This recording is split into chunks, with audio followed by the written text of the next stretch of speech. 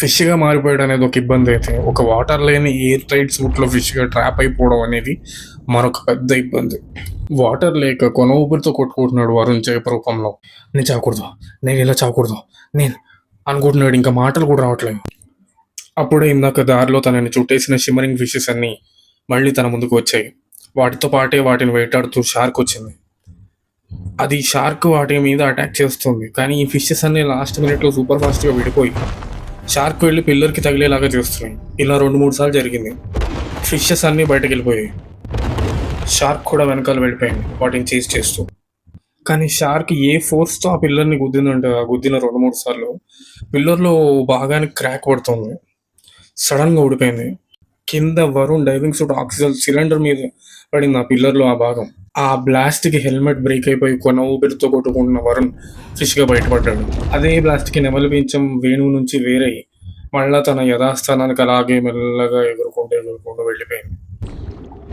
తను ఫిష్గా మారిపోయాను ఏంటని చూసుకుని ప్యానిక్ అవుతున్నాడు వరుణ్. అప్పుడే బయట తనని ఆపిన ఫిష్ గుర్తొచ్చింది. ఆ చేప ఎవరో కాదు, తన అన్న అని వెలిగింది వరుణ్కి. వెంటనే బయటకు వెళ్తే వాళ్ళ అన్న అదే తనని ఆపడానికి ట్రై చేసిన చేప బాడీలో ఉన్న తన అన్న ఎదురొస్తాడు. కిషోర్, నువ్వేనా? ఏం జరుగుతుందో అసలు అని కంగారుగా అడుగుతున్నాడు వరుణ్. ఎంత చెప్పారా నీకు వెళ్ళొద్దని, మాట విన్నావు కాదు అని చెప్పి కిషోర్ అంటున్నాడు వాళ్ళ అన్న. అరే నువ్వు చనిపోయినావు అనుకున్నారా, పద మన బాడీస్ వెనక్కి తెచ్చుకుందాం. ఎలా అని అడుగుతాడు వాళ్ళన్న. ఎలా ఏంట్రా, ఒక విష్ కోరుకోవచ్చు కదా, ఒక కోరుకుంటే ఖచ్చితంగా తీరుస్తారు అని అన్నారు కదా అని అంటే, నీకు అర్థం కావట్లా, నువ్వు ఆల్రెడీ ఒక కోరిక అడిగేసావు అను కిషోర్ చెప్తున్నాడు. నేనెప్పుడు అన్నప్పుడు అతనికి గుర్తొచ్చింది. చావు బతుకుల మధ్యలో కొట్టుమిట్టాడుతున్నావు, నేను ఇలా చావకూడదు అని కోరేసుకున్నాడు. అది కోరిక, అది అరే ఇది రాంగ్ రా, ఇది అన్ఫేర్ రా అని చెప్పి వరుణ్ కోపం వస్తుంది. వాళ్ళన్న ఇది పనిష్మెంట్ మన గ్రీడ్కి.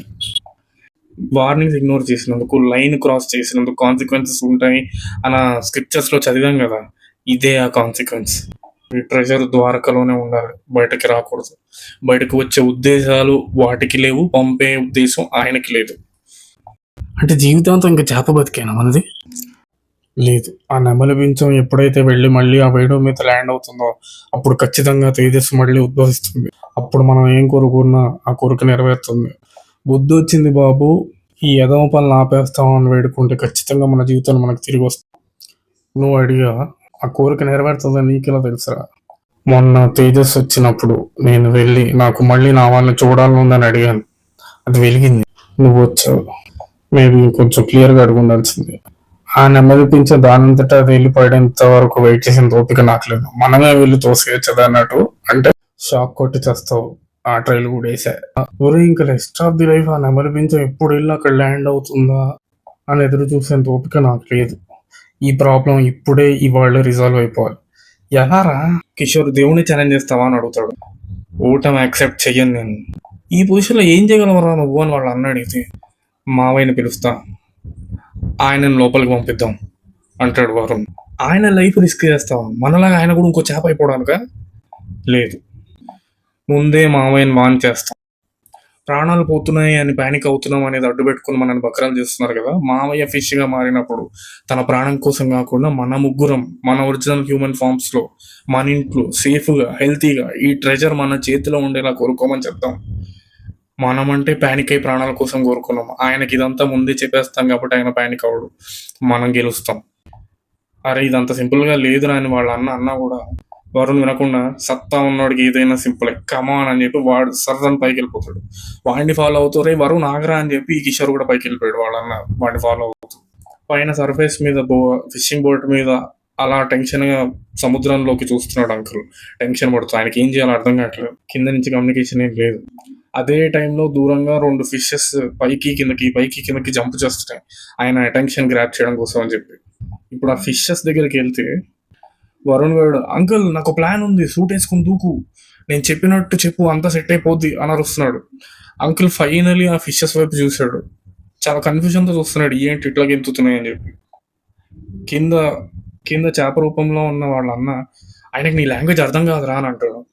దానికి వరుణ్ వెనక్కి తిరిగి, దిమాగ్ ఖరాబ్ అయిందా, తెలుగు ఎందుకు అర్థం కాదు అని అడిగితే, నువ్వు తెలుగులో మాట్లాడట్లేదు, చేప భాషలో మాట్లాడుతున్నావు, ఆయనకు తెలుగు అర్థమవుతురా, కానీ నువ్వు మాట్లాడేది తెలుగు కాదు, చేప భాషలో మాట్లాడుతున్నావు అని వాళ్ళ అన్న కళ్ళు తెరిపించాడు.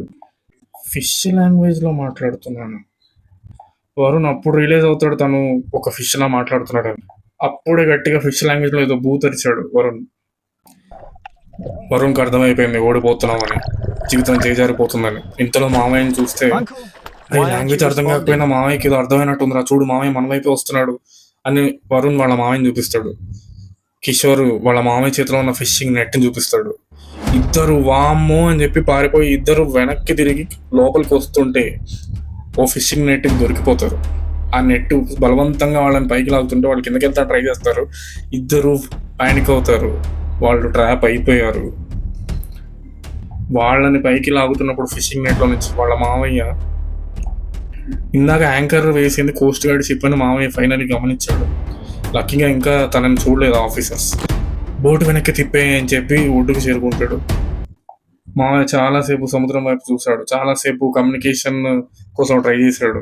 Communication zero, pin drop silence. ఎవరు సముద్రం నుంచి పైకి రాలేదు. మామయ్యకి అర్థమైపోయింది వాడు ఇంకా తిరిగి రాడు. మామయ్య కోపం పెరిగింది. మీ బ్రదర్స్తో ఉండే ప్రాబ్లం ఏంటో తెలుసా? మీరు ఎవరి మాట వినరు, మీకే అంతా తెలుసని బలుపు. వేరే వాళ్ళ మాట వినే గుణం ఉంటే ఇద్దరు ఇవాళ సముద్రంలో కాకుండా నా పక్కన నుంచి ఉండేవాళ్ళు అని చెప్పి తల బాదుకుంటాడు వాళ్ళ మామయ్య. కెమెరా అలా పక్కకి రివీల్ చేస్తే పక్కనే పడున్న 2 డెడ్ ఫిషెస్ని చూపిస్తాం. The end.